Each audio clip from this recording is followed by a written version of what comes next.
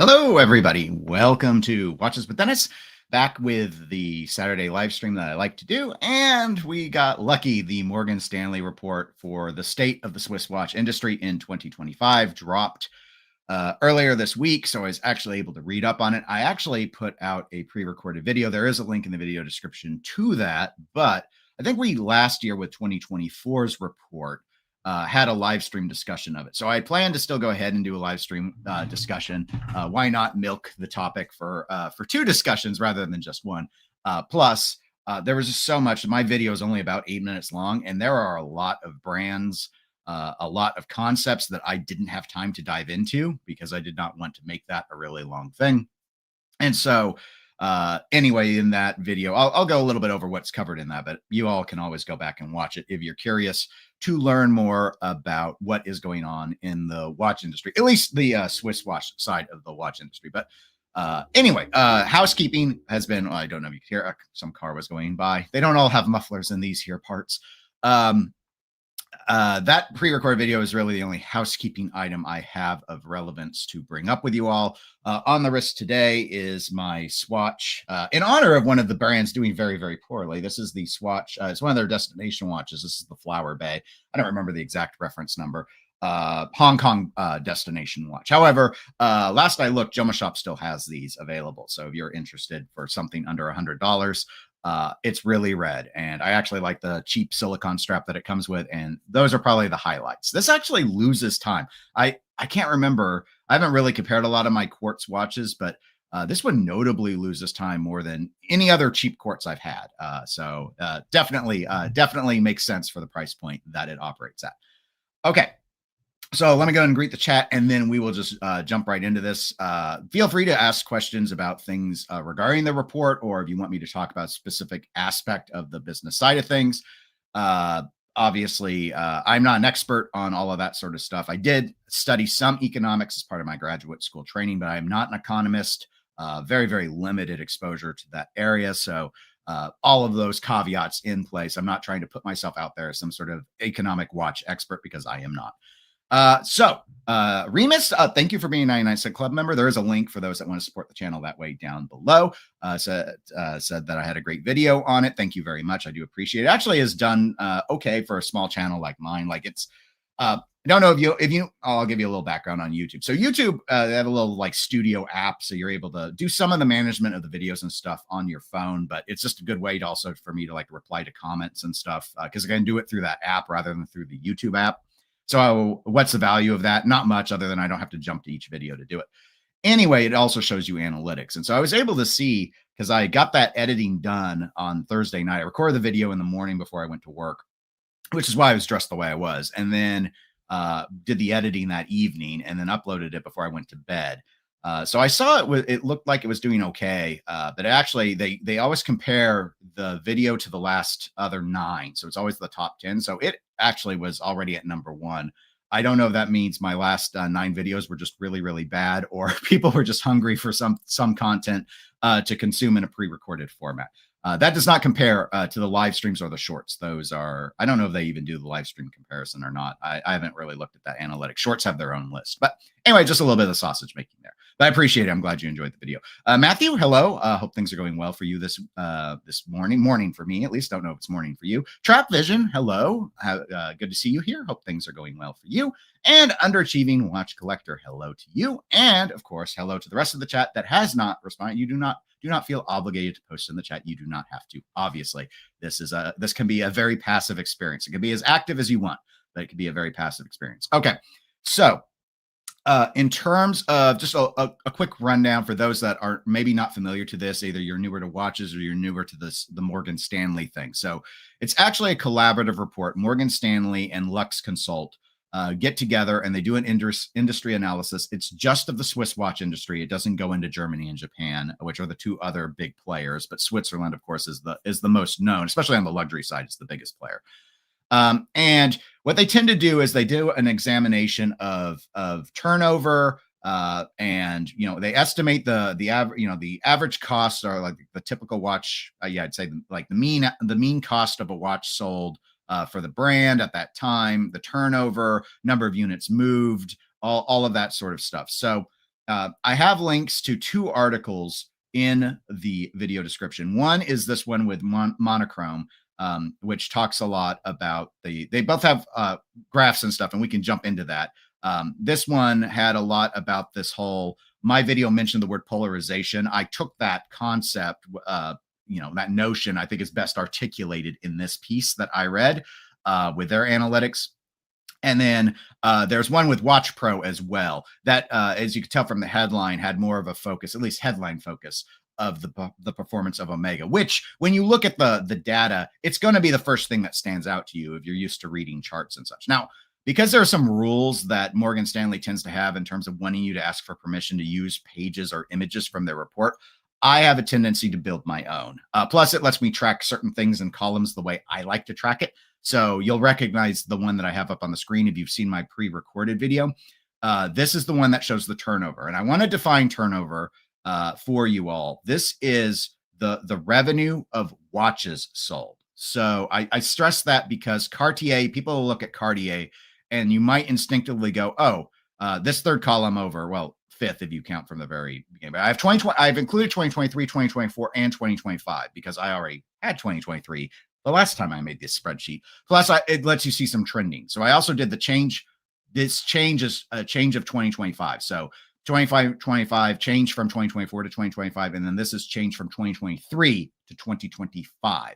So you can get a sense about like a little bit of a short-term, medium-term trend of what's been going on with these brands. But back to my concept, my topic about turnover. So turnover isn't net profit. It's just raw revenue of watch sales. And I stress watch sales because sometimes people see charts like this and they'll look at like Cartier here at number 2 and they'll go, oh yeah, of course they're at 3.5 billion Swiss francs in turnover. They sell jewelry.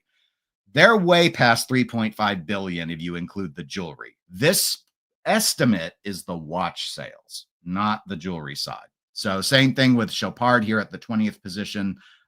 They're a big jeweler.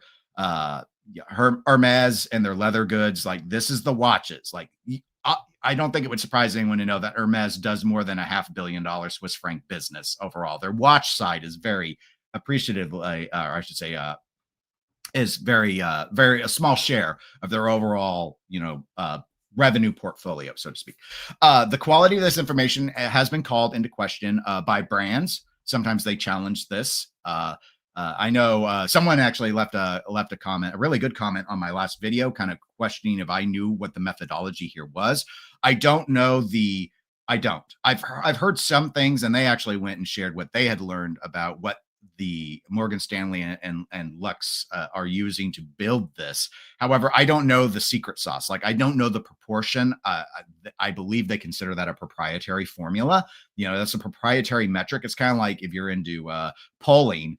Nate Silver is a pretty famous pollster, political pollster. He polls all sorts of stuff. He was known really well for politically when he predicted I think during Barack Obama's second election, like a lot of his like what the margins would be were really, really good. He had a proprietary formula that he used. So while we knew what went into the methodology, it involved surveys. We didn't know how he balanced them to get as accurate as he did, because that was his special mix of how he weighted certain things. I don't know how certain things are weighted. Some of these brands are easier to do than others because some of them are publicly traded. So also, just so you know, really quick, different ones of these things, like these, like this style with these colors. Unfortunately, the Watch Pro one isn't clickable. I think this one is though, with monochrome to get it to zoom in. You see, it goes all the way. They tend to do like 50, I think, is at least in their charts. They tend to do 50. These colors are trying to show you brands, and you can see they include group on here. I didn't do that on mine because it's another column that takes up a bunch of space. But you can get the sense here. So the turnover is the money. Note that this is in millions of Swiss francs, number of units sold. Then they got some other stuff involving like the share of wholesale and all of this stuff that I don't even know fully. I couldn't explain to you exactly what this all necessarily means. Implied market share is the projection, like how much of the market, the Swiss watch market. No, it's not all watches. Swiss watch market is. So you'll see things like this. Note, this is 2024 that I've clicked on. This is not 2025 because it's comparing to 2023. So there's probably one further down. Sometimes people like to go back and look. So you can see like Rolex is projected, and Rolex is a privately held entity. The Hans Willdorf Foundation owns Rolex and Tudor. I did have someone ask me on a prior video, is Rolex so big because of Tudor? No. You can see right here, Tudor 17th now. They broke back into the top 20. They dropped to 21 last year. I remember that one pretty distinct because that was the big talking point, not Omega. Tudor's its own share. Tudor's 2% of projected 2% of the Swiss watch industry, whereas Rolex is a third. And you see, no one else is double digit. Like it's that big, and it's been an issue for a while. Like no one's been able to unseat Rolex. So I did similar. I have a little legend at the bottom of mine, which my picture's kind of blocking, but just real quick because my colors are simpler because I have fewer brands because I'm only focusing on the top 20. Everything in green is Hans Willdorf controlled. Everything in blue is Richemont, and red is Swatch Group, and yellow is LVMH. And those are the big conglomerates, those three that tend to wield stuff. But Rolex gets to have its own color because Tudor is owned by the same company that controls Rolex. So, but it's privately held. AP's privately held. Patek's privately held. You got a number of these that aren't in one of those conglomerates. And that was something that got pointed out in, I think, maybe both of those articles from Monochrome and Watch Pro about privately held doing pretty good. According to these charts. Now, I talked a little bit about that in my pre-recorded video, and my main thought there is pretty straightforward. If you're publicly owned, publicly traded, you have to appease shareholders, and shareholders do not tend to gravitate towards long-term vision. They might tell you they do, but like if you own shares in anything, don't you want to see it go up every year? Like if it's in your retirement, like you've got a mutual fund or an ETF or whatever, don't you want to see it go? I do. I want all my shares to be up higher at the end of the year than they were at the start of the year. So these publicly traded brands have to also try and consider short-term shareholder value, or they tend to do this. And so one might argue that an entity like Rolex, which is held by a nonprofit company that doesn't answer to shareholders, or Patek, privately held, can do what they want and have a long-term vision. And maybe that's been panning out in terms of turnover levels and market share. And these other publicly traded ones are trying to get short-term gains, and it's not working. In some instances, maybe it's blowing up in their face. But that could be an argument that could be made regarding that those particular pieces of data. So let me go ahead and touch on a few of the comments so we can see if there were any questions, and then we can go back to more discussion. But Trap says, I enjoyed that Morgan Stanley video. It was actually the only one I watched. Well, I appreciate that. I don't know how redundant the other ones may or may not be. After I did it, I did go and watch Britt Pierce's one, and I thought she did a good summary of the information. The articles do really good summaries. Like the two I've got linked, they're going to give you plenty of, the charts are the fun stuff. It's not too hard to read the charts.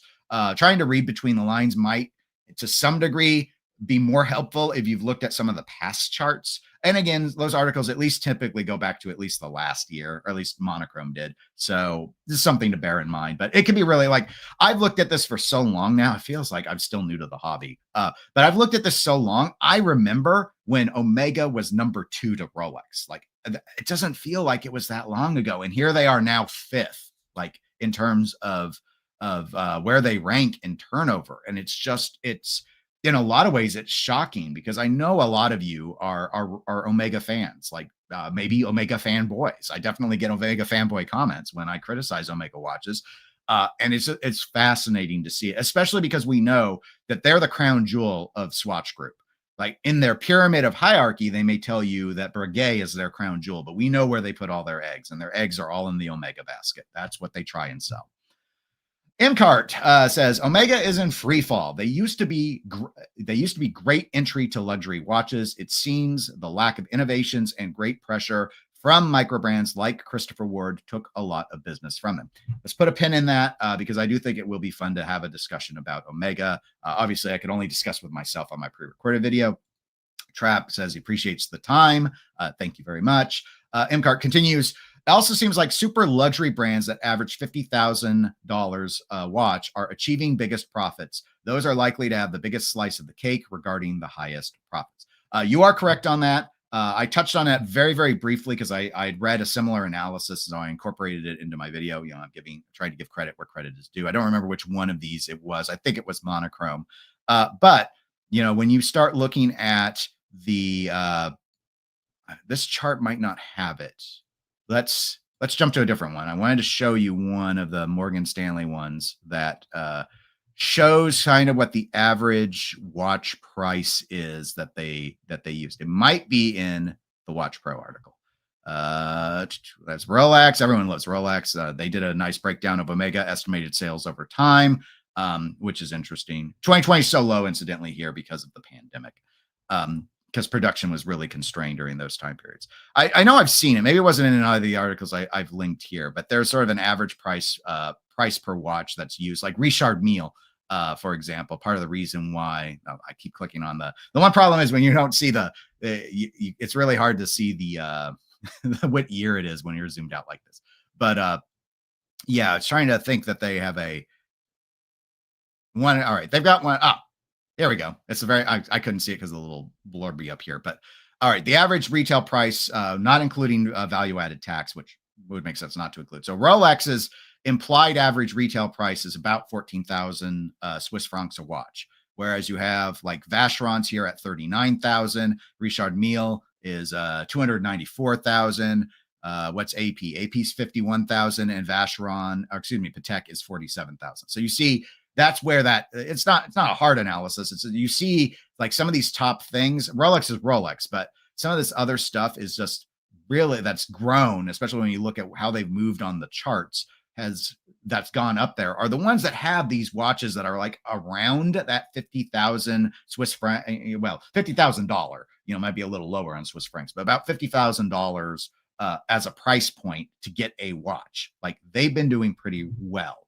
And again, in my pre-recorded video, my speculation on that was pretty straightforward. Also, I think it's just because what's recession-proof? The ultra-rich, but maybe not truly, but like in the broad scheme of things, like the ability to just walk in and buy a watch sorts of people, ultra-rich people will probably still be able to do that even if their shares are down. So targeting that market can be a really good strategy. I think the problem is, and I think it's obvious to most of you if you think about it, that can't work for every brand, right? Tissot cannot start selling $50,000 watches and get anybody to take it seriously, even if the quality was there. Imagine the time it would take to build it up. If you struggle to imagine it, let me use a more realistic example. Imagine how hard Seiko's had to work with Grand Seiko to get Grand Seiko to be taken seriously at Omega's price points, because that's where Grand Seiko is now. And it's worked. It took years, and they had to, or they chose to at least, and I think it was the right move, break Grand Seiko off of Seiko, and it operates as its own company under the Seiko umbrella, not like King Seiko where it's just a label on the dial. Like it's its own thing. It took years. Back when I started collecting, again, which doesn't feel that long ago, but maybe it was, Grand Seiko was still seen as like this hidden gem where you could get a great deal. Nobody, well, there are some people, but I'm using hyperbole, folks. Nobody claims Grand Seiko is a great deal in watchmaking anymore. They might claim it's a fair deal, but that it's like this unknown bargain. That those days are gone. Those days are gone. Seiko has been successful in getting Grand Seiko to be respected, but it took a long time because they carry that Seiko name baggage, and Seiko was not seen as an expensive watch company. It's an affordable watch company. So that sort of struggle tends to be the case. Trap says, thanks for taking the time to put this list together. Since this video, a number of vids dropped talking about the fall of Omega. So fall is interesting because obviously things are a little, there's a relativeness to all of this. So let's go ahead and jump over. I want to show you two things. So let me go to the Watch Pro article and throw it back up on the screen, and let's show this is the estimated turnover. So when you look at this and so you'll see my numbers here. Here's another way to look at it. If we use my chart, but so 2.2 billion last year, Swiss francs, last year was about 2.4 billion, and the year before 2.6 billion. So as you see, they slid almost 200 million Swiss francs from 2024. They slid slightly over 200 million Swiss francs since 2023. But the slip here is not 180 million. It's a lot of money, right? But like it's they didn't change all that much from 2024 to 2025 as they did from 2023 to 2025. So most of that, they had what I'm saying is they had a worse, they had a bigger drop last time, now 2 years ago, but I want to say last year on the 2024 report than they did now. It's just that they've lost twice in a row. You see, most of the ones that have slid both when you compare to 24 and 23. Like the exceptions are Longines, which actually is still. I'm now looking at my I'm trying to read my charts at the same time. So the change from 2023, maybe that was the. Oh, I'm sorry. I misdescribed the chart. Now it makes more sense to me. So change from 2023 is the change from 2023 to 2024. So otherwise, it's the better way to read it anyway. But so when you look at that, you'll see they gained from 2023 to 2024. You can see it over here on the columns. They went from 1.11 million Swiss francs to 1.12 million. Very slight improvement, but Longines stepped it up from 23 to 24. They lost all of that and then some in 2020. From 2024 to 2025, you see they fell 200 million Swiss francs. So Longines fell out of the billion Swiss franc club, which was another minor headline that some people kind of ran with, but the Omega one is such interesting news. So you'll see that was an exception. Tag Heuer, they had done better in 24 than 23, and I mentioned in my pre-recorded video that they fell, that they were down. They are, but barely. It's pretty much flat, right? They only lost 14 million Swiss francs. When you consider they gained 55 million from the year before, like that's not that bad. IWC gained this year. They lost a lot from 23 to 24. They gained for 24 to 25, but they're not remotely near where they were in 23. Like if I had done a change from 23 to 25, this number would still be very, very red. So you see, but most of them, they've fallen year on year for the last 2 years. So that's what this is showing you on the far right here. So one of the things I said I wanted to mention about that, so we talked about the fall of Omega. Let's go back to the Watch Pro thing. So here you go. You can actually see all the way back to 2013. So they got a really nice chart here. So you see, like they're not that far off really from in terms of money made than they have been, right? So you go back to 2013, 2.25 billion, right? They slid for several years and then they jumped back almost to 2013's level in 2017. Then they actually pulled ahead and started gaining for a couple of years. The pandemic totally, it busted everything up. Everything was ruined. So that year is really low because production was so constrained. Not to mention people purchasing were very constrained because we didn't know how long everything was going to happen. You all remember back then. It was just different times. Then they recovered right back. They're only slightly down in 21 versus where they were in 2019. It's so it's just now that this last year, the 2.21, they haven't been that low since their 2014 number. So you see, when you look at it this way, when you look across the column chart that Watch Pro has, it's not as dire as all that. So Trap's point about how there are all these vids talking about the fall of Omega. In this regard, this is not dire. This is not like, if you were to show me this and you'd say, do you think Omega is falling? I would say no, but they definitely haven't figured out a growth strategy that works. That would be what I would tell you. However, it's all relative, right? So here's the other chart. This is the one that gets at like my rank list that shows you the change from 23, 24, 25 that I put together of just the top 20, but I only do the last 3 years. So you see the big news there that I talked about, and so many others have as well, is Omega, which was 3, but I remember when they were 2, and we'll get back to that, was 3 last year. It was the year before. They didn't fall to 4th. That's why it looks so bad. They fell to 5th. And it is a big deal because Audemars Piguet and Patek Philippe do not sell watches to the everyman. They don't. Like some of us who collect might own some because the idea of buying a Patek at retail I guess I could envision doing it on like a Calatrava or something, but it's like, these are expensive. Like they don't sell anything retail under $20,000, right? Like I don't know what the cheapest Patek is. It used to be some Aquanaut on a rubber strap officially. Like unofficially, you were never getting that at retail without already having spent a lot of money. And APs is similar. Like they're like these ultra luxury. Yeah, they have models that are, approachable. You could I think under 30,000, you may still be able to find a code 1159. How hot that is. But that both of these like seen as ultra luxury brands are now making more money than Omega. That is an interesting thing. And I do think you can fairly claim, or at least ask the question, is Omega falling? Because how can a company that turns over so much product as Omega at luxury prices actually be turning less revenue than companies that make much fewer watches? So I want to go back over to I'll jump back to this report in a moment, but I want to, or that chart, but I want to go back to the turnover chart. So here you can see Omega 460,000 units, right? So very, very high number. Like when you consider it, like Longines makes more, but Longines price point is way lower. Like Longines average price point estimated in Morgan Stanley is less than 2,000 Swiss francs a watch, whereas Omega's trading closer to 6,800.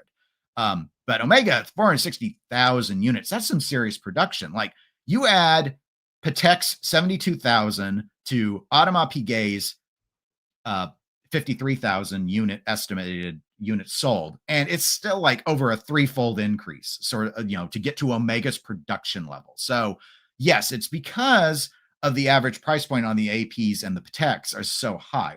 I understand it mathematically, but it is interesting to note that Omega is doing volume, and we're not talking swatch, like here's swatch, like swatch, not swatch group, swatch, like the swatch I'm wearing in honor of today's episode. 4.4 million units, 4.4. They're the biggest one on this list. And it's not surprising, right? It's hard to be a company that can build more than 1 million units, but why? How can they pull that off? The average Swiss sale is 133 Swiss francs. That's the average sale price of a swatch. So yeah, you get it, right? And that's also why, Rolex is so impressive. An average sale price of 14,000 Swiss francs, and they estimated to have sold over 1.1 million watches. And that's also where you get this pushback or frustration, or however you want to describe it, from people, where they say, I don't understand it. Why is Rolex seen as luxury? Well, the price is obvious, but I guess seen as special because they make so many. But of course, remember, they have a lot more SKUs than you might realize, especially when you factor in a lot of the women's watches.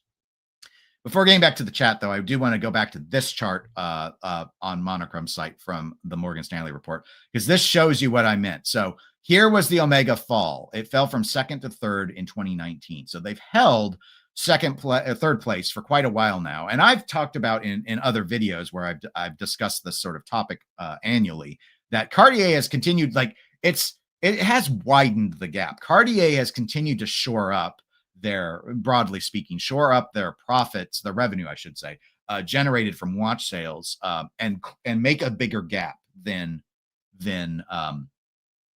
where they are versus Omega.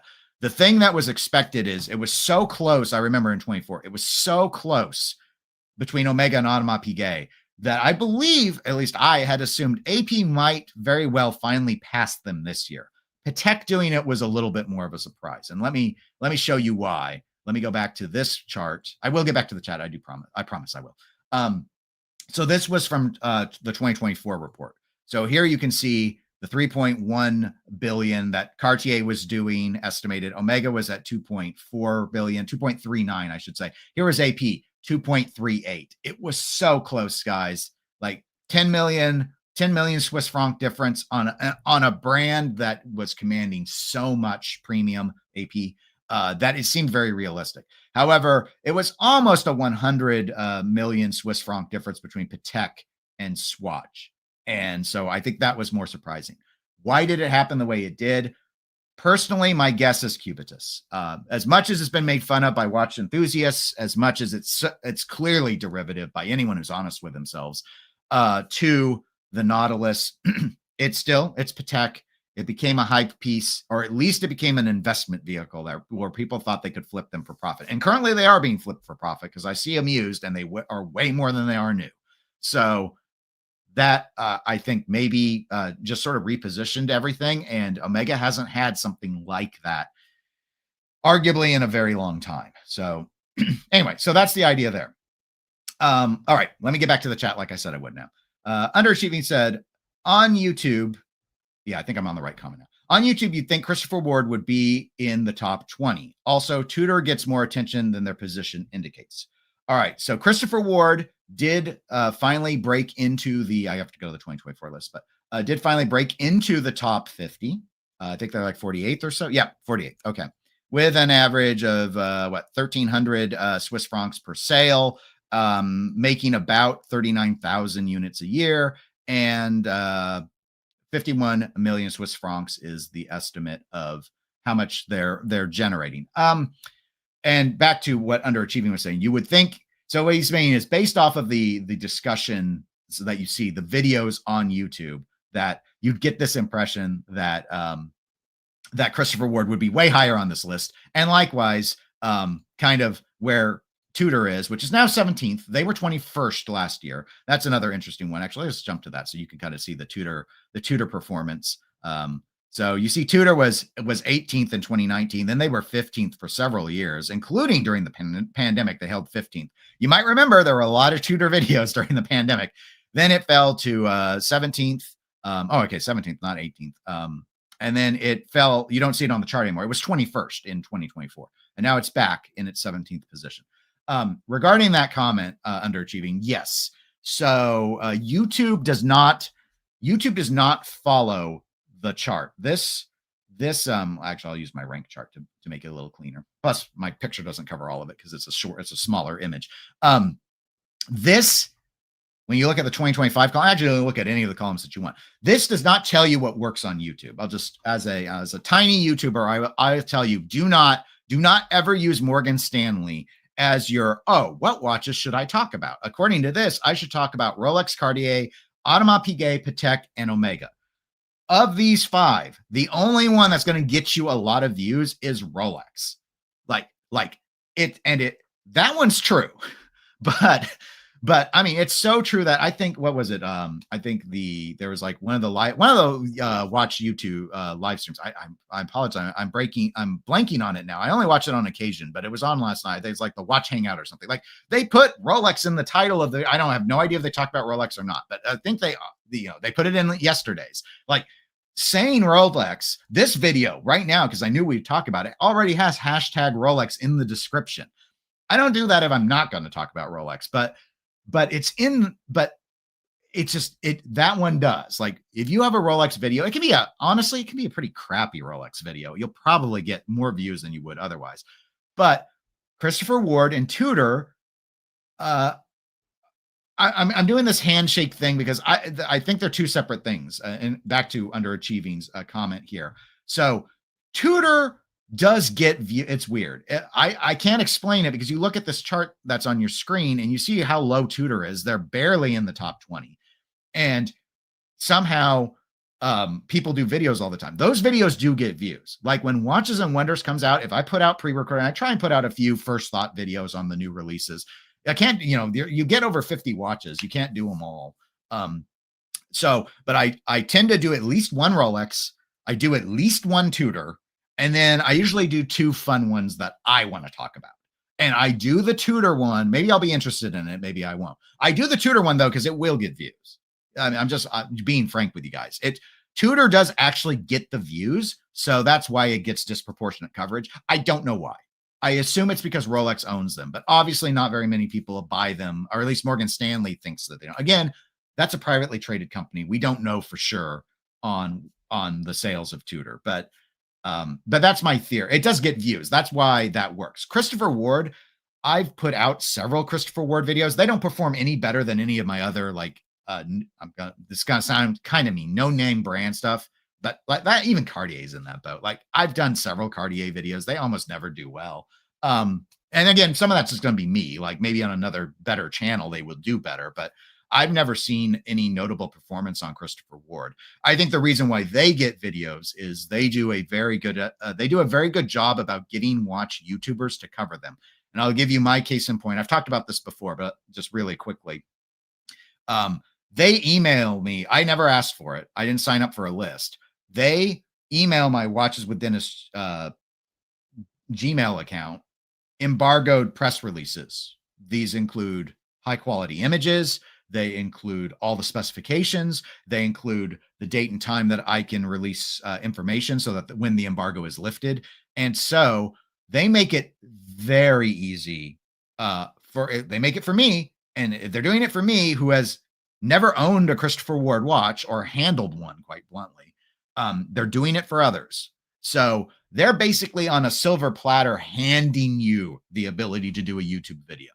It makes it so much easier, guys. Like, imagine, it's not hard to imagine, but imagine what it is otherwise. Like, imagine how it is in Watches and Wonders, because I won't be there. So I'm not going to have hands-on with the watches. The local shops probably won't have them yet either, at least most of them. So there's no way to get actual footage. You have to go to the brand websites, go to the Watches and Wonders website. Some people go to other YouTubers' channels and take their images. I don't like taking images from articles and other channels for, I mean, there's a fair use argument where I think it's safe to do, but I always feel better using the brand stuff because they're not trying to be journalism or whatever. They're trying to sell watches. So they like their images out there. And that's why I always still give them credit though. Because it's not if you see like B-roll and I didn't say what my source is, it's because it's my B-roll. Like on my Morgan Stanley one, why was there a B-roll of a gray dialed Seamaster when I was talking to Omega? Because I shot that. That was my watch. So that's why I like to use my own B-roll. Anyway, that's neither here nor there. But you have to farm all that stuff. Some of the images on the website are crap. They're crappy, guys. Some of these websites are really garbage. They like low res, artifact laden JPEG nonsense. It's just, they don't make it easy. But that's all you have if you're not actually getting to shoot your own film and own photos. So, and then here's Christopher Ward. We know you're not going to have all of this stuff. Here you go. 5 megabyte, 20 megapixel images ready to go, PNG format. Free to use all of it. Here's all the information. They even give you like boilerplate PR language, which is common. I mean, most of these brands do put out press releases, but the image packs alone make life so much easier. If you just want to talk about stuff that you haven't handled, there you go. Christopher Ford makes it easy. So that's why I think they get disproportionate coverage before even getting into anything else with any arrangements or deals that they might do with some of the other brands. I know they also provide review watches. I don't know if they ask for them back or not. I think they do ask for them back. And that's pretty standard. Like that's like reviewing a car. You're not expected to buy the car.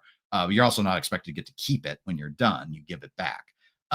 So I think they've reached out to me. It's been a while. I think they've offered before to send me review copies of the watches, but I don't do a lot of reviews on this channel. I've only ever reviewed stuff I own. And so I'm not a review channel, so I don't want to do that because I don't want to have to be responsible for what if the watch gets damaged and all, there's a whole insurance thing. So anyway, I'm very, very lazy is the moral of that story. But back to the discussion. Collectibles says, let the Omega slander begin. No, I'm my complaints are honest, fair even, I would say. However, sometimes I am wrong on things like, though I don't think it was ever a viewer that called. No, it wasn't. I did eventually learn that Omega did actually have some men's watches that were mechanical under 10 millimeters thick. They've got a DeVille that's 9.9, and I think they have a couple others the same thickness. So I used to say, though I did always qualify that to my knowledge, Omega doesn't have watches under 10 millimeters thick.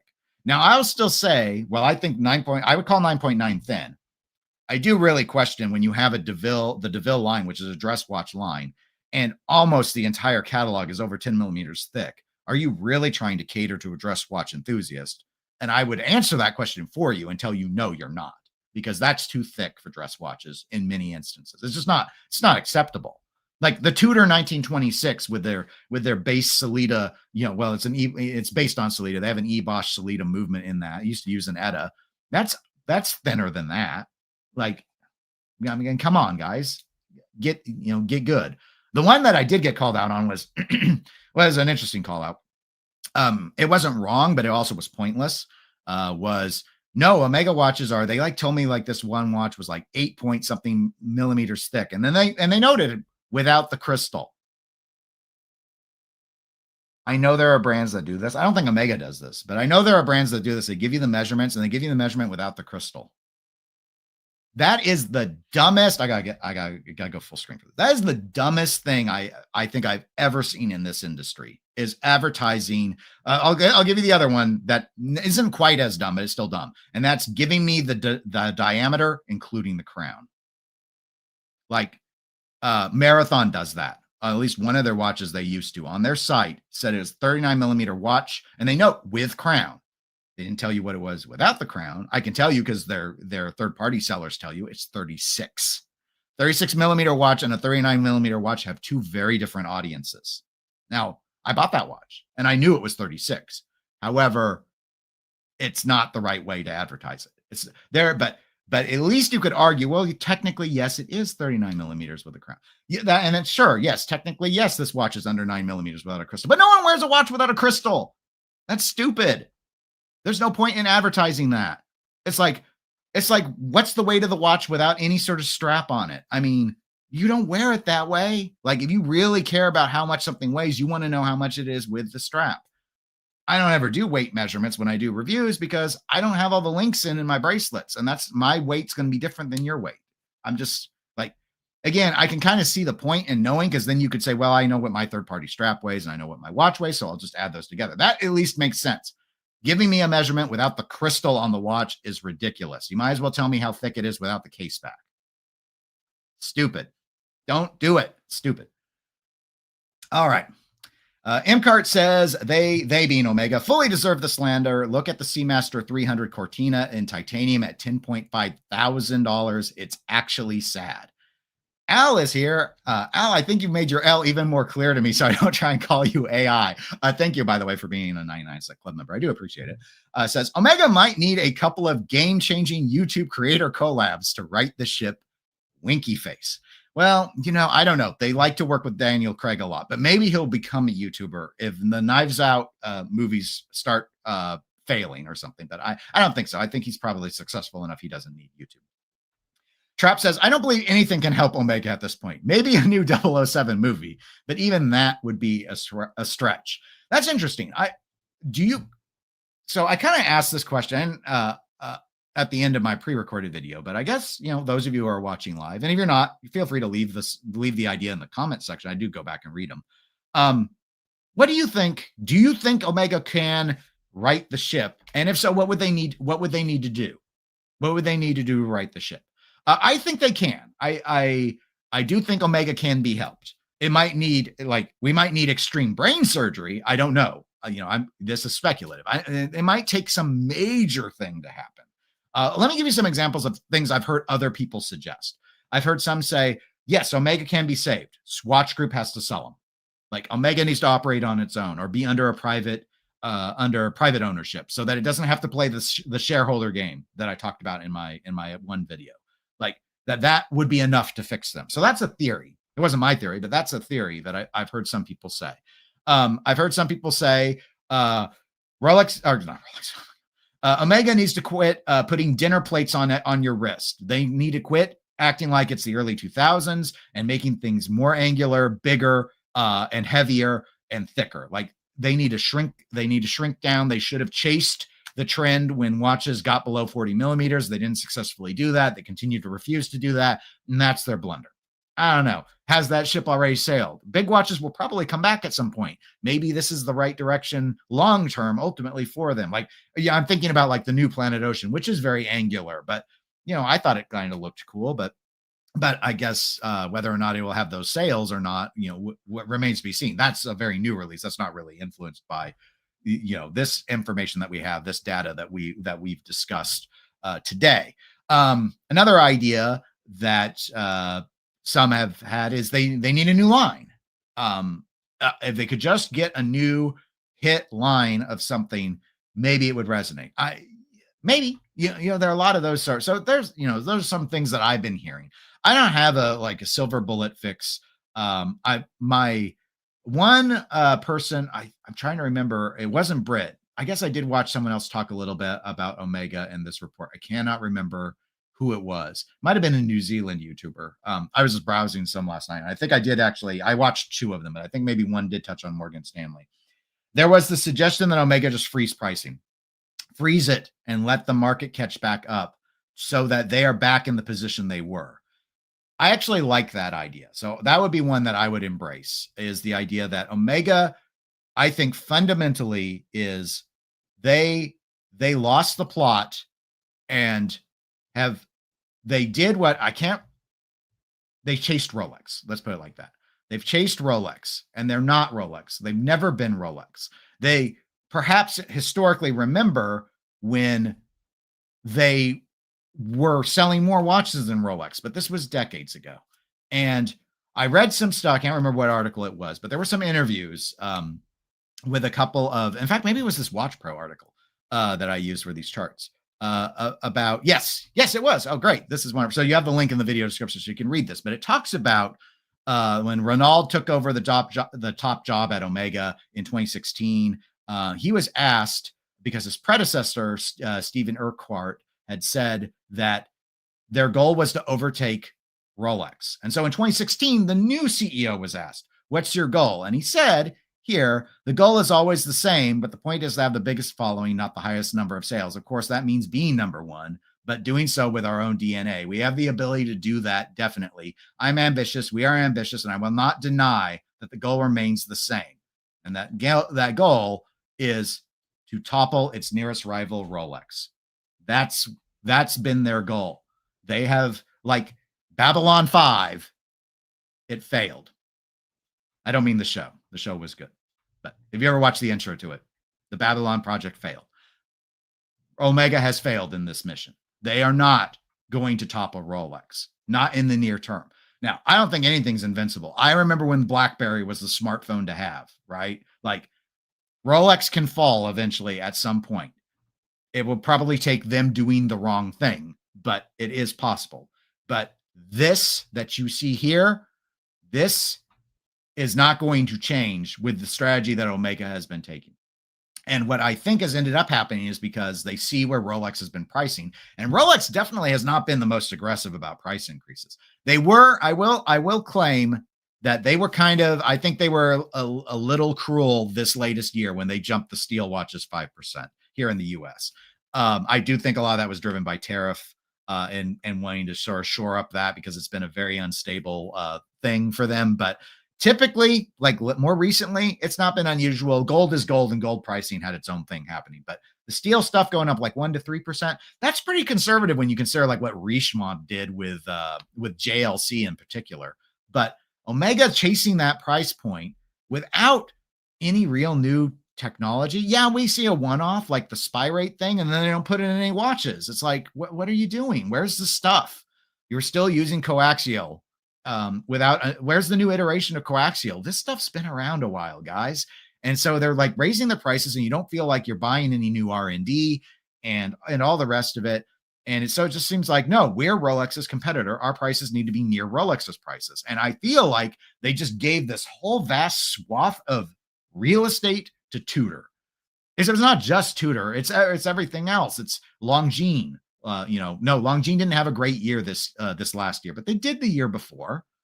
And I think they've kind of filled that void. Longines kind of has a Swatch problem, which makes sense because they're owned by Swatch Group. But in the same boat that at some point people start going, I won't pay this amount for Longines' name on the dial. Like there's that disconnect. It's the Grand Seiko thing. So that's still in play, but it's like, it's the same stuff. Like you come out with a new, I mean, my air quotes, come out with a new Seamaster and you have no date on it and it's more expensive. It's the same base movement as we've had forever. Same bracelet. Oh no, it's on mesh. It's more money though. Like I don't know what they're doing. If I did, I could be a consultant and I'd make all the big dollars and it would just be so much fun. So I think I'd hate being a consultant. Let's see. Anyway, we'll see what you guys think on that. Trap says Longines is scheduled to increase their price next month by 5%. There may be a corporate need to do that, but given this, like from 2023 to 2024, they made 10 million Swiss francs. They improved by 10 million Swiss francs, modest, basically flat. 200 million loss from 24 to 25. This strategy is, and I don't just blame Longines, but that comment about this increase is tantamount to what we see so many of these CEOs do. And this is where I will get a little mean, but I've said it before. So those of you who watched me before, this is not going to surprise you. And it's not my fault. I'm going to blame Ariel with A Blog to Watch, because he's brought this up a couple of times before, and that's where I'm definitely cribbing it from. And that is, many of these CEOs of watch companies are not the sharpest tools in the shed. Or the way I think it was probably phrased is these are the guys who got C's in business school. Like, unless you loved or grew up in the industry, the watch industry isn't where the best CEOs go to work. It's just not. Like, you either loved the industry and you did it, and then maybe you do have that skill set, but otherwise, like if you're Swiss and you're this awesome business person, like you went into banking or you went into some other space. The watch space wasn't for the winners. So we shouldn't be surprised, is sort of the moral of this. I shouldn't be surprised when I see almost all of these brands doing the same strategy. Oh no, we're making less money. Whatever will we do? Make more people want our product? That sounds hard. Let's raise our prices and just sell fewer watches and then make the money that we wanted to make. It's like that. So when I hear Longines wants to do 5%, here's JLC who raised their prices almost 40 to 50% in 3 years on their reversal. It's like this does not seem like smart person sales strategies. This seems like I don't know what to do, or I don't want to do any work. Gosh, we wouldn't have to sell as many units to hit our target if they would just all cost more money. I guess they all cost more money. The only problem with that strategy is you price your customers out of it. You may price yourself up into a band you don't belong in, and the consumers aren't all stupid and going to just lap this up and go, oh yeah, of course. No, absolutely. A Reverso is now worth $4,000 more than it was 4 years ago. Like, no, we remember. We have the Wayback Machine. We can go and look at your own web pages and know how much you were charging. You didn't change the movement. You didn't change the dial. You didn't change the strap. You didn't change anything. Same watch. Some of them try and get a little cute about it. Omega's like that. Here, let's do a refresh. Let's do a slight refresh. Let's take the date away finally from the Seamaster. And now it costs more money. There was a time when it was like the Aquaterras were more than the Seamaster 300s and I was like, I guess because the Aquaterra is the dressy version, but like when you looked at it spec wise and everything else, it didn't make any sense why it was more. They should have been like the same price, but I don't know. It's stuff like that. So I don't get surprised when I see this because these brands, it's like there's just leadership doesn't seem very creative at many of these places. And I think they're all copying one another. And they're just like, well, JLC, Richemont raised their prices. So us here at Longines, we're going to raise our prices too. Because I guess that's what you do. Because I don't know what else to do. I'm just here until I lose my job, and then I'll be CEO of another brand. Tag will probably have an opening in the next 2 weeks, as constant as they rotate. Oh, wow, my dander kind of got up there, so I apologize for that. Let's see. Next comment. There we go. Does Cartier have better value retention generally than Omega? Seems like the top brands have watches that are better to buy at retail than the secondary market. I'm not competent enough on it I'm too ignorant to tell you if they have better value retention. I will tell you this. Cartier let me rephrase it. Gray market, you can get better deals on Omega than Cartier. Cartier does hit gray market, but it's usually single digit reductions. Omega, even when it was hot in the pandemic, double digit percentile savings on the gray market for Omega watches was pretty common. Here's one of the things I want to tell you underachieving. I want to say that yes, Cartier does have better value retention, but I'm not certain. The reason why I'm hedging though on that, and why I want to tell you what I think is true, is because my understanding, and I don't know if they still do it all the time or not, but Cartier has been known to go and buy up used watches or old surplus watches, or they basically buy up Cartier product and destroy it. They deliberately create more scarcity if they overproduce. That's my understanding that's been a Cartier strategy for quite a while. And so, in fact, and they're not the only ones who've ever done it. I believe at one stage, Ulysse Nardin had bought up a bunch of their old overproduced watches just to destroy them.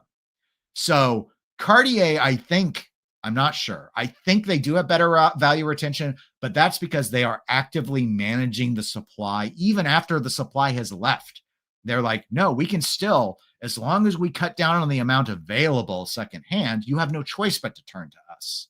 And so the number that you'll see private sales pop up of them and stuff. And, you can go to European Watch Company in 1916 find plenty of Cartiers, but just like go to Joma Shop sometime and look at what you can get of Cartier and stuff, and you start to see kind of how that is. Like they seem to work very aggressively to manage the flow of watches that aren't going from AD to consumer. And so I think they may have better retention, and some of it, maybe all of that difference might just be driven from the fact that they manage that in a way that I think almost no other watch company bothers to do. But Cartier has been known to do it. So, but I'm not sure. So there you go. That's my very very long-winded answer that told you nothing. Donters, welcome to the live stream, said, it's interesting how dominant Rolex is. I think it's actually well deserved. Their product lines are so consistently good and influential. That's where the thing about Rolex and will they be on top forever? In some ways, it feels like yes, because like I know they advertise and stuff, but to me, I so rarely see Rolex ads. It just feels like Rolex has become a part of the zeitgeist that it just is what it is, and they're just gonna be there forever. But nothing necessarily is forever. They weren't always number one. They got there through work, and it is interesting when we go back to the actual more detailed report, like here, and you see this 33% suggested Swiss watch market share, and Cartier, Cartier is a popular brand, guys. 9%, so much. And it's, and when you say Cartier, do you think of watch? We might, because we're watch enthusiasts, but most people think jewelry when you first hear Cartier. It's known as a jeweler first. So yes, fascinating, I think, a fascinating thing in regards to that. But yeah, no, it's their dominance. They, whether through luck, skill, they've got so much going for them. They have a catalog full of icons, and not all this stuff was like, there was a time, I don't remember this time, I don't go that far back, but there was a time when the Rolex Daytona was a walk in and get at discount watch. It wasn't always popular. It's been popular since before I was a collector, but it wasn't always popular. But nowadays you think about, I mean, they've got the GMT Master 2 is a legendary watch that people, love and want. The Daytonas, Submariner is a classic icon. The Datejust is like for a lot of people, the Datejust is a dress watch. Like I don't classify it that way, but it's a Gata watch. It's like the most thought of, if you were to tell someone, like, imagine like a go anywhere, good, do anything watch that looks good in a suit, but it's on a bracelet so you can dress, it dresses down without even changing the strap. And a lot of people are going to immediately picture the Datejust. And then, of course, the whole thing with the date and the president's watch being, all of that. Like it's just they got so many bangers in the catalog, and they only iterate on those bangers. There's plenty of other stuff that Rolex will never give you. They don't do high horology. They don't do the Sky Dweller is their most complicated watch. They don't. There's a lot of stuff, like they're not into watchmaking in that sense. Like Omega, despite this average retail price of 6,800 Swiss francs, like they turn out some incredible like repeaters and stuff. Like they have chops. They actually have high horology chops in their watchmakers, but that's not what their market segment is. And in the market segment where they want to be, which is at Rolex pricing, everything is lesser. People want the Daytona more than the Speedmaster. Is that because the Daytona is a better watch? No, I don't think objectively there's really anything about the Daytona from a spec or build standpoint that says it's better than a Speedmaster. I think it looks better than a Speedmaster, but that's just personal taste. And even that I have to qualify, because I'm only thinking about the Moonwatch Professional look. They have other Speedmasters. They got like dual register Speedmasters. I think those look better than the tri-register. So, there's a whole thing that it's just like, that Omega's got three things for him. And it kind of gets back to Trap Vision's comment about maybe they just, maybe another James Bond would fix it for him. They got the Olympics, which is the one thing right now. They got James Bond, which hasn't had anything happen in years. And they got the moon, which they've milked to death. Like those are they've got some great story. I think they've got better storytelling than Rolex does, but they got a bazillion SKUs, and it's just, I don't know. It doesn't feel, it feels milked. I'll go back to milked. It just feels milked. But I don't know that my perception is mine. I don't know if that's the broad view of the buying public. I think the buying public is like, I remember when I could buy a Heslite Moonwatch Professional for X. You now say it's Y. And everything else other than that version is even more money because it's more blinged out. And that's silly, because there are so many used ones. Like Omega has not done the Cartier thing. They have not tried to get rid of old product. If you want a James Bond Speedmaster, just go back to the Pierce Brosnan era, and especially if you want one of the quartz ones, there's so many, and they're typically in pretty good shape, and they're cheap. Not truly cheap. They're still luxury price, but less than you'd probably buy a used modern Tudor for. Like, it's stuff like that. It's been a while since I checked those prices, so don't hold me to that. I remember looking though when they were well under 3,000 them for the quartz ones. I don't remember the mechanical.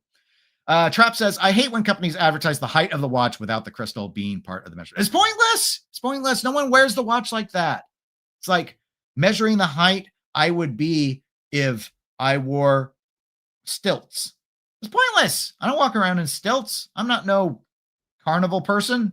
I don't know what the people on stilts are called at the carnival. So I'm going to call them carnival person. I'm not one of those. Oscar. Welcome, Oscar. Glad you could make it. Let's see. Donter says the Lean Six Sigma principle. Not too many products, just bangers. Okay. I'm not done Lean Six Sigma. I've taken some stuff that's in the realm of that, but I'm not in manufacturing. So I guess that makes sense. But it's not been a focus area of mine. Al says one word: helium escape valve. No, a lot of people dislike it. I like the little wart on the Seamaster 300M. That's why I had a Seamaster 300M. But it is polarizing. But it gives them they do have their own unique look. That's the thing. Omega does have so much going for it. Like, they look like themselves. Like, you look and it's an Omega. Like, they have the brand identity. So those quotes I mentioned from the Watch Pro article about wanting to dislodge Rolex, and this quote from what was his name? Reynaud, I can't say his last name, Oshleman, I think, was doing so with our own DNA. Number one, with our own DNA. They have kept their own DNA. They have not become Baume and Mercier, where you can't tell where they end and another brand would have begun because it's just a different name on the dial, sort of thing. It's like they don't have that problem. Do they need more bangers? Maybe. Or maybe they need to focus on fewer. I mean, you could bring up the Panerai strategy. Like, I've criticized Panerai because I think they need to diversify, but I don't know if it's even possible. Panerai has two models. They all look like two models as far as I can tell. You got the Radiomir and the thing that's not the Radiomir that's more popular. I'm not remembering the name right now. Like, that's what you've got. Now, we didn't touch on that. We spent so much time on Omega, but Panerai, they fell out of the top 20. You can see on this back on the monochrome article, but they were 15th back in 2019, and they've only fallen since. They were 16th for a few years, then they fell to 18th, and now I think they fell to 21st in 2025. So Panerai, it's not all just Omega. Omega's the interesting one because a lot of us have owned Omegas, or we've looked at them readily. They're such a famous brand. They're so important to the Swatch Group. Tissot, slippage. We've seen slippage with Tissot. They did a bounce back from 12, and again, not bad positioning, especially when you consider what their average price point is. But Tissot kind of bounced back from 22 to 23. I think this is when the PRX kind of got a lot of sales attention. But of course, we know, again, it's Swatch Group. Are we surprised? Milk. And that's sort of gotten tired to some degree. Hublot fell. Well, they held the same from last year, but Hublot's had I don't know if this is just Nico has poisoned people against Hublot. I'm giving him a lot of power here. Nico poisoned everyone against Hublot, and it is what it is at this point. But they maybe need a new material or something that would light the world on fire for them. Vacheron's been fairly consistent, which is interesting. I'd worried a bit about Vacheron when you consider that you call them Holy Trinity, and they're so far behind Patek and AP when it comes to market penetration. Vacheron's one of those instances where I feel like they need a banger. Like, the only banger that they really have is the blue overseas. Like that's approachable. The new Steel 222 might get to be that. I just don't think that the color resonated, that kind of matte blue resonated with as many people as they thought it would.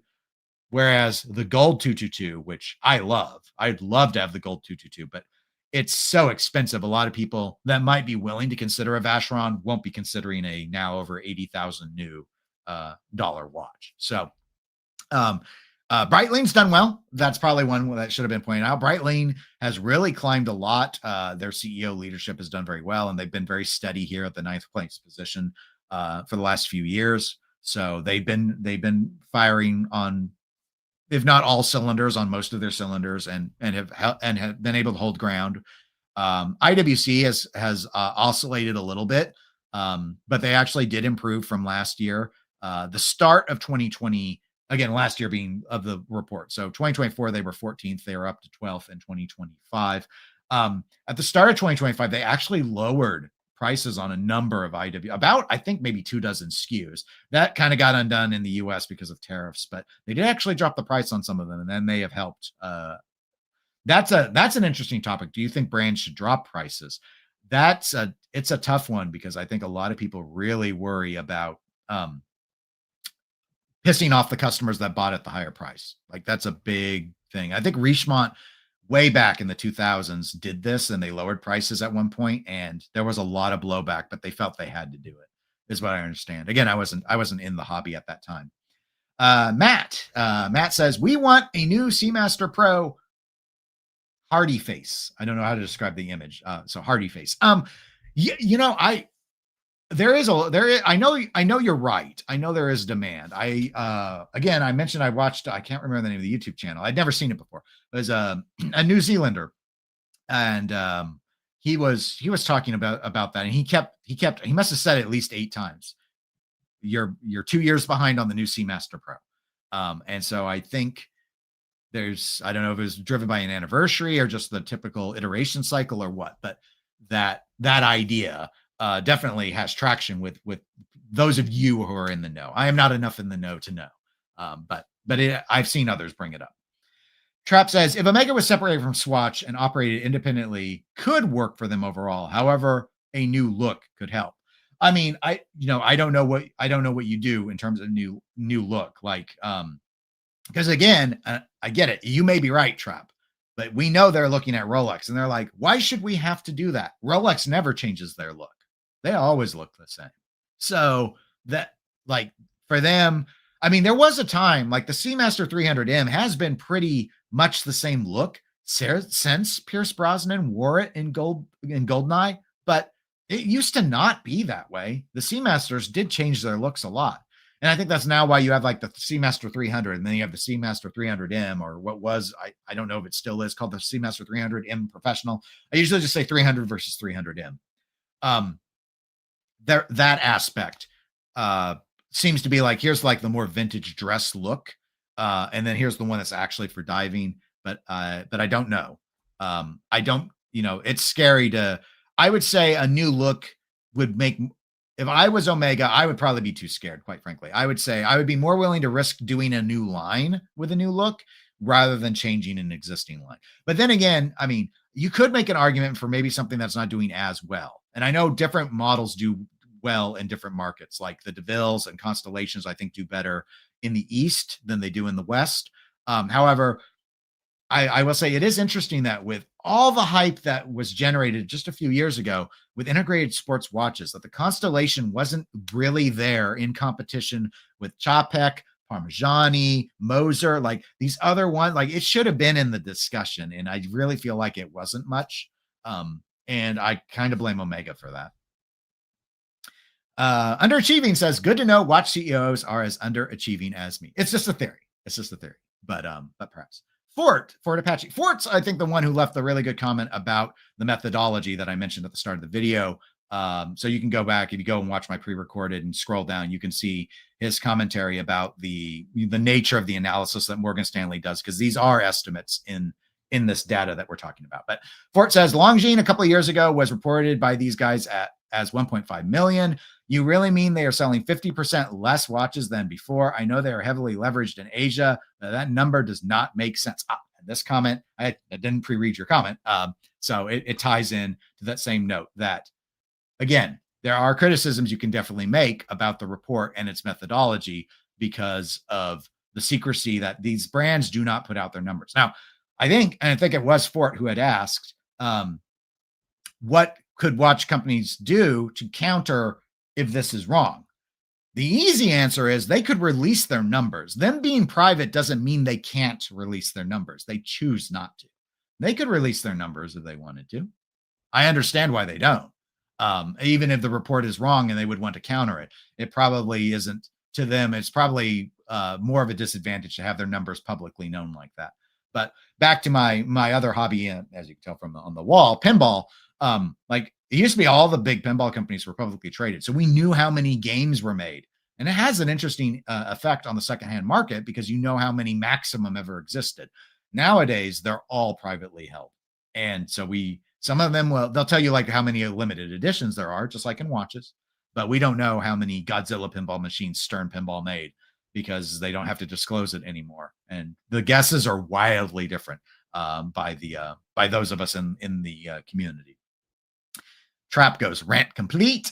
MCart says Cartier time came when stainless sport watches were no longer that popular. Trend for smaller dress watches gained some popularity. Cartier gives you luxury dress watch for less money than the Holy Trinity. Those are all good points, MCart, but I do think it is important to note that Cartier, I believe, Cartier has a very large business selling watches to women, and so does Rolex. And that I think it's easy to forget that part of the reason why we might see so much drop off, at least in like rankings, in part could be driven by the fact that the rest of these brands might not be selling very many to women. And that's a pretty big market to ignore.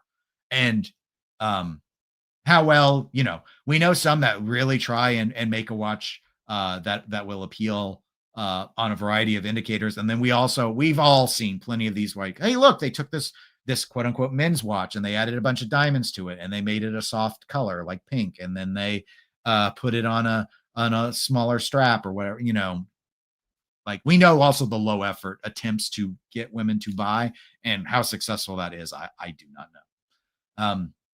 Ben10, welcome, says Rolex keeps winnings. I think you mean winning, but we can do plural. Winnings. They're very winnings. Very, very Charlie Sheen of them. This list is surprising. Datejust is aesthetically dressy. Yes, I agree. I can't bring myself to call it a dress watch. It's a me thing. My general rule is to require a dress watch to default on a strap. But this is one of those things. Underachieving says, shame on you, Dennis, for dissing on carnies. Look, I just don't know what to call me on stilts. So, but that's not a fair measurement. I'm not a tall individual.